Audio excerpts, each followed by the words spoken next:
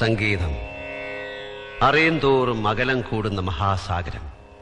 അലഞ്ഞിട്ടുണ്ട് അതും തേടി.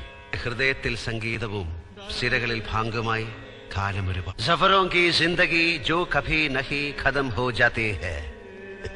ശംഭോ മഹാദേവ. പൊന്നാമ്പൽ പുഴയിറമ്പിൽ നമ്മൾ അന്നാദ്യം കണ്ടതോർമ്മയില്ലേ? കുഞ്ഞോളം തുള്ളി വന്നൊരഴകായി എൻ മുന്നിൽ മിന്നി വന്ന കവിത.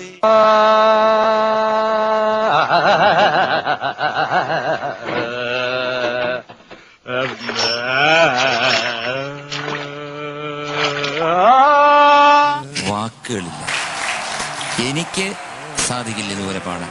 അതുകൊണ്ട് എനിക്ക് ഇത്രയും പഠിച്ചാൽ പോലും even if I am trying എനിക്ക് ഈ ഒരു ലെവലില് പാടാൻ പറ്റുമെന്ന് സംശയം.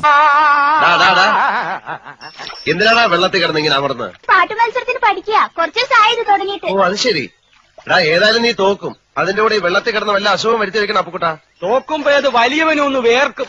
ആ വിയർപ്പ് തലേ തങ്ങി പനി പിടിച്ച് മൂലെ ഒതുങ്ങാൻ പോണോ നീയാ? ആയുർവേദം വേണോ അലോപ്പതി വേണോ ഹോമിയോപ്പതി വേണോ എന്ന് നീ തന്നെ തീരുമാനിച്ച് വെച്ചോ. നീ ഗവൺമെന്റ് ആശുപത്രി കേസ് കിട്ടാണ്ട.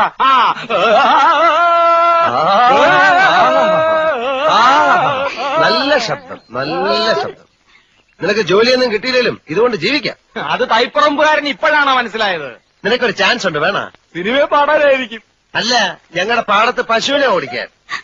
ആരുടെ പാട്ട് കേട്ടാണ് പശു ഓടുന്നത്? പാട്ട് മത്സരത്തിന് കാണാം. കാണാം.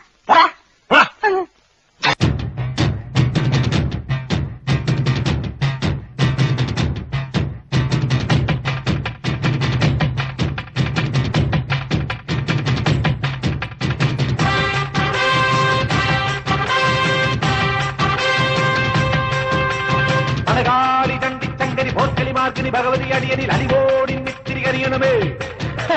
പറമേളം ചെണ്ടച്ചെങ്കില ധിക്കുടി മക്കള മരമണിക്കിണികിണി പലതാളം തക്കിടകിടതകത ചുവടുകളിൽ ഒരു ഞൊടിയുടെ വിലയരുത്. അമ്മ ഹോയ് ഹോയ്